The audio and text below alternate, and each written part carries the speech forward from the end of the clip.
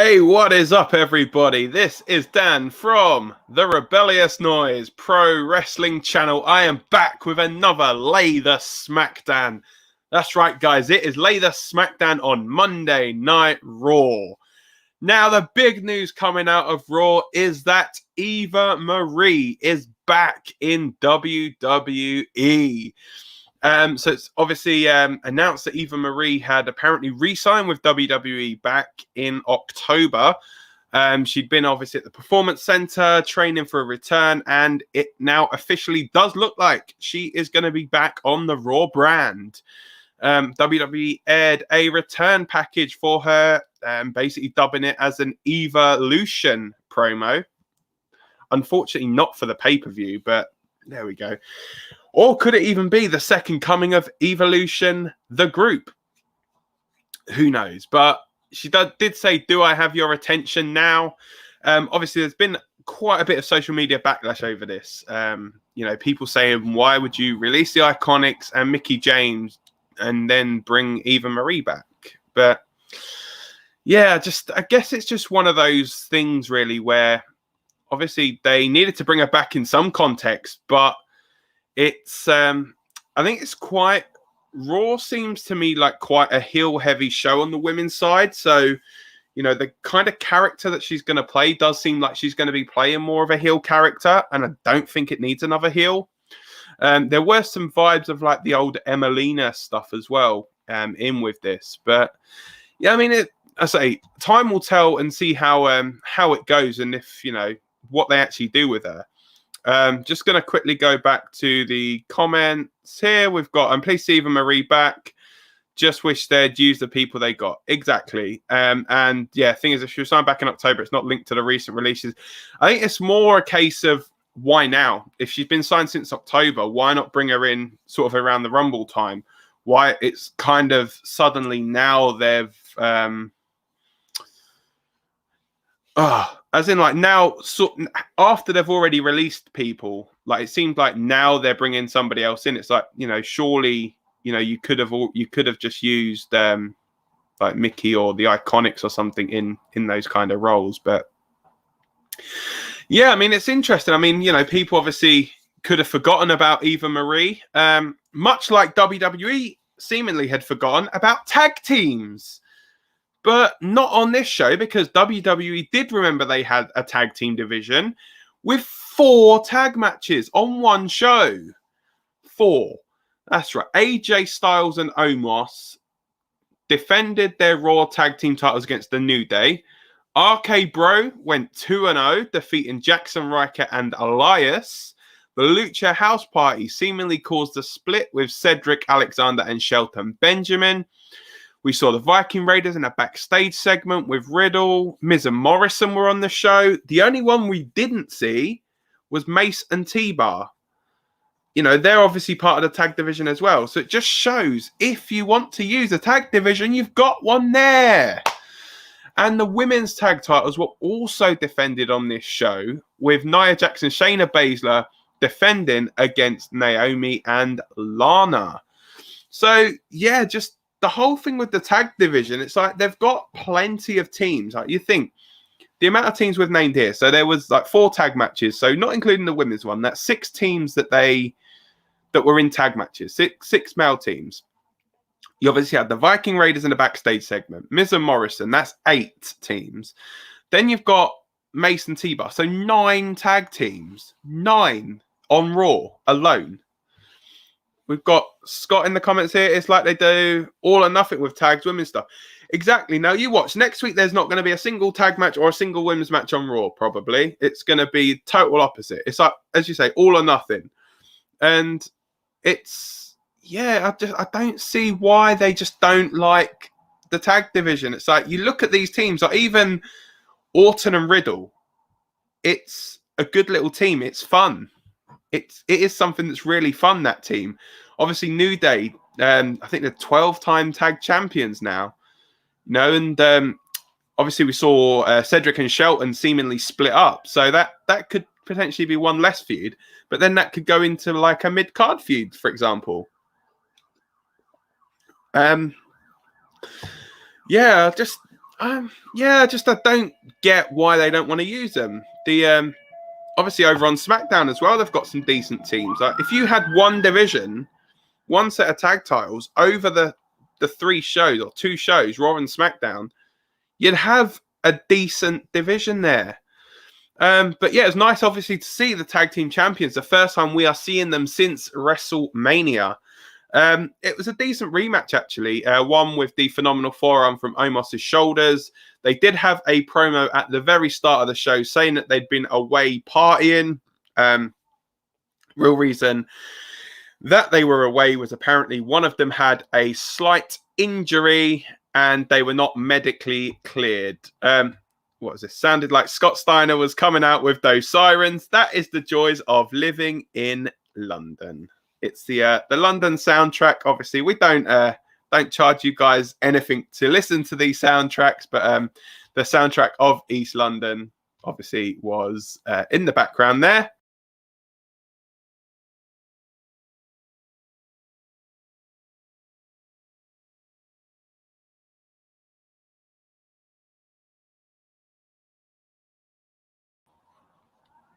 Sorry about that, guys. Don't know what happened there, but that just for some reason I just got booted out of this. Got booted out of it, but don't worry, I'm back.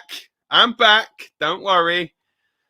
Or in the words of Eric Bischoff, I'm back. Yeah, I won't go into that too much, but yeah, sorry about that. So yeah, talking of losing things, a tag team seemingly, as I've already mentioned, had broken up. Cedric Alexander and Shelton Benjamin losing to Lucha House Party.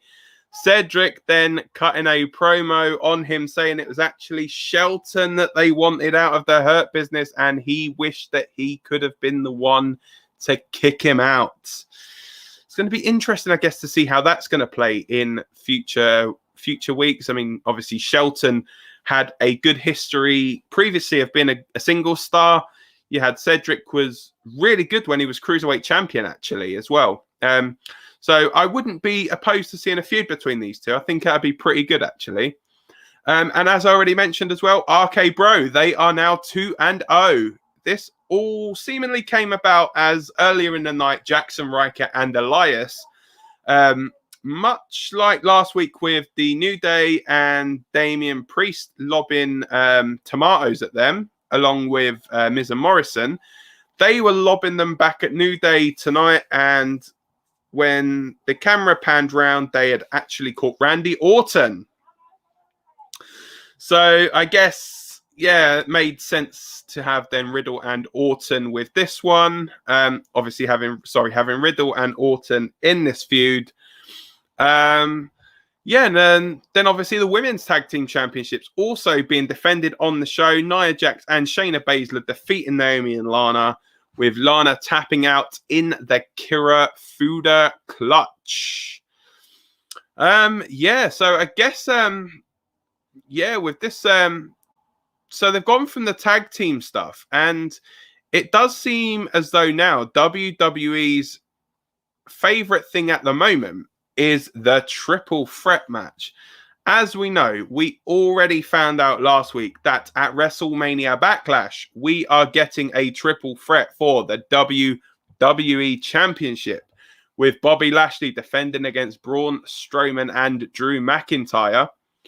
Well, tonight it was confirmed that we are going to see another triple threat match, and that is for the Raw Women's Championship. Charlotte Flair has been added to Rhea Ripley versus Asuka. So initially this match was Ripley versus Asuka, but it was announced that if Charlotte could win her match against Dana Brooke, she would then get added to the match. Just go over to the comments. Nia and Shayna have now beaten every team. It looks like it. Yeah, they're like the Charlotte Flair of the tag division, I think. But yeah, so I mean, what was interesting as well is, so with the setup of this, there was a backstage segment with Sonya Deville and Adam Pearce, and they basically had a little bit of an argument, with Pearce saying that Sonya seemingly is overstepping her boundaries, and later in the show, when Charlotte had finished, Sonya was in the ring again with her. And essentially this all came about with last week. You would have seen that obviously Sonya was the one who let Charlotte back in the building and essentially welcomed her back with open arms. She did touch on that as well. So she did actually turn around and say that she was a WWE official and then made the point of saying equal to Adam Pearce. So yeah, I'm just really confused with the dynamic of Sonya Deville and Adam Pearce. Is it that Pearce is the top dog and Deville is just slightly below, but she's trying to... Is it a power struggle, or is it that, you know, they are on an even keel? I mean, I have no idea. But then Charlotte cut this promo and it was just so wooden. I am Charlotte Flair. I am going to get added to the title match. It was just so like, but, rather than just talking normal, it was just, everything was point. Like she didn't want to miss a bullet point. Let's go over to your comments again. Charlotte got added. Never saw that coming. Absolute shocker. Exactly. Yeah, it's the Omni Flair, I guess. You know, that's to be in every single match now. And what else have we got? Think women should be a 4 to 6 person match. Give other people chances. Fair enough, Ripley is new, but Asuka and Charlotte are in every women's title match ever. Well, yeah, I think it's, you know, obviously with Eva Marie coming in, as I say, it's quite a heel-heavy division, the women's division. I mean, you think Asuka is probably the only... I'm guessing Asuka's probably the only babyface over on Raw in the women's division. So it's like, who else really would you throw in there? I mean, yeah, Naomi's good. Shayna is obviously part of the tag division. There's not really anyone else you can throw in there. So, I mean, you've got obviously Bianca, Bayley, and Sasha over on SmackDown. Obviously, Bayley will be taking on Bianca at WrestleMania Backlash. We've not really heard much from Sasha since WrestleMania either. So it's just really, really strange what they're doing with the women's division. You know, it's like this week they're focusing on the tag division, but you know, you've got a load of girls down in NXT that are brilliant. Bring them up to Raw. Bring some people over from SmackDown. Like, now seems like a good time to have a shake-up. Now, I know that they recently did one not too long ago, but you're thinking just after WrestleMania, just get the people in there. Get some bodies in there. Let's have a look. What else have we got here? Why can't Charlotte and Naomi just have a grudge feud? Anything to break it up. Yeah, and that's exactly it. I mean, just anyone, really, because you got to think, what I don't like about it is the fact that they seem like they can only run a women's feud for the championship. So it's either got to run as a women's championship match, a women's tag team championship match, but yet with the men's division, you can run about 4 or 5 men's feuds concurrently. You know, yes, there are more men's titles, but not every male feud is for a title. You've got grudge matches in the men's division. Oh, you did this last week. You interfered in my match. I'm going to face you. You'd never see that in the women's division. It's always got to be for something, or they're all friends, or they're all hating each other, or this one's hair extensions are the wrong length or something. I don't know. It's just, it grinds. Why can you not just give us good stuff? You know, like I was saying on the SmackDown one, the tweet that Mick Foley put out about having a women's show. I think that would work so brilliantly, but I just don't think they want to do it because they're frightened that it's going to outdraw the men. That's just my opinion on it. But anyway, let's have a look. What else have we got here? Just use the people they've got. It's not hard. They don't need a draft. All that'll do is have Charlotte fighting for the SmackDown women's belt. True, or she could go over to 205 Live and, she'll probably end up being a Cruiserweight champion in about a month. So... Talking of cruiserweights and 205 Live, we have Mansoor on Raw. Now, I know that a certain member of the Rebellious Noise family was super happy about this one. That's right, Lucas, I'm giving you the shout out here. You were saying that you are a massive fan of Mansoor. He was the man that took up Sheamus's challenge this week. He signed his Raw contract, and then Sheamus basically said to him, you are facing me this week.